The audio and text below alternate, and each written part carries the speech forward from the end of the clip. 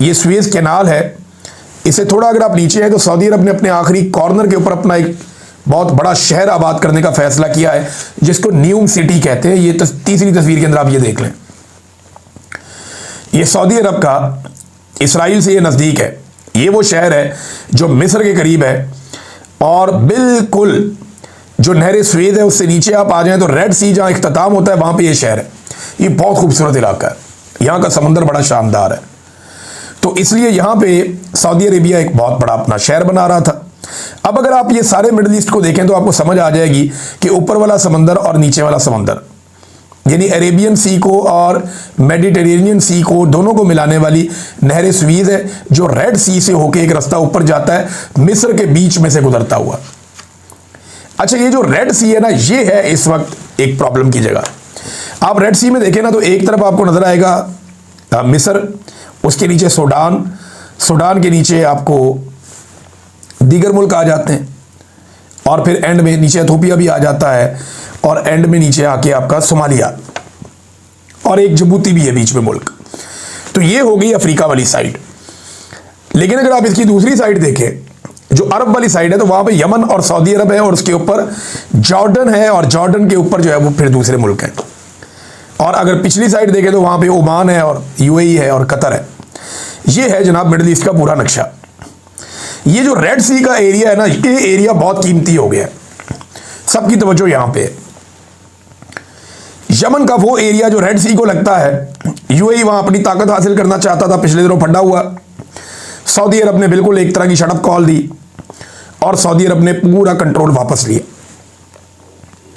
अब यमन की सूरत हाल ये है, सऊदी अरब यहीं पे न्यूम सिटी बना रहा है, इसी समंदर के ऊपर रेड सी पे, जबकि सूडान के अंदर शदीद लड़ाई चल रही है, कत्लेआम हो रहा है, और वहां से सोना और दीगर धातें निकाली जा रही हैं, और उसके पीछे भी यूएई और साथ ही साथ लीबिया, क्योंकि लीबिया का एक बॉर्डर भी सूडान के साथ लगता है अगर आप देखें तो ये मिलकर यहाँ पे कार्रवाई कर रहे हैं। और इसमें पाकिस्तान ने लीबिया का साथ भी दिया है। लीबिया के वो जो ग्रुप हैं, बागी ग्रुप, उनसे मिलकर भी आए आसिम मुनीर साहब।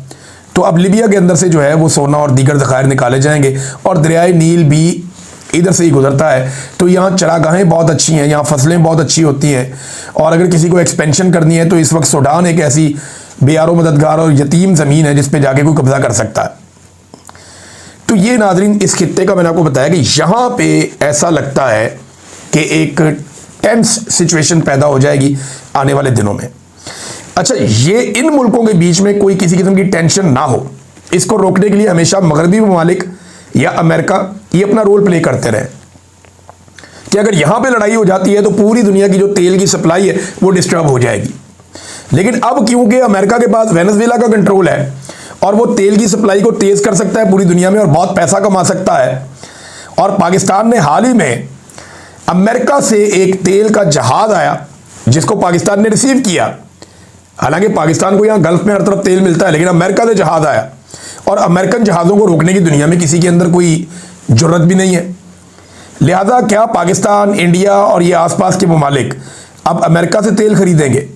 ये एक बहुत बड़ा सवाल है ना। अगर गल्फ के अंदर जो एक कमजोरी थी सारे मगरबी ममालिक की कि यहाँ लड़ाई होगी तो तेल की सप्लाई मुतासर हो जाएगी, अब इतनी बड़ी सप्लाई ऊपर अमेरिका खोलने वाला है, तो यहाँ पे एक झगड़े जैसी कैफियत बज़ाहिर दिखाई दे रही है, और ये रेड सी के आसपास का इलाका है। तो नाज़रीन ये है सिचुएशन जो मैंने आपके सामने रखी।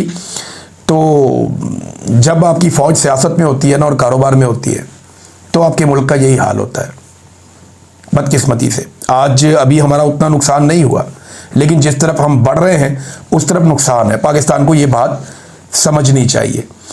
नाज़रीन और भी खबरें हैं, लेकिन वो फिर मिक्स हो जाएंगी, अगले वीलॉग में आपको देंगे। अब तक के लिए इतने ही। अपना ख्याल रखिएगा, अपने इस चैनल का भी। अल्लाह हाफ़िज़।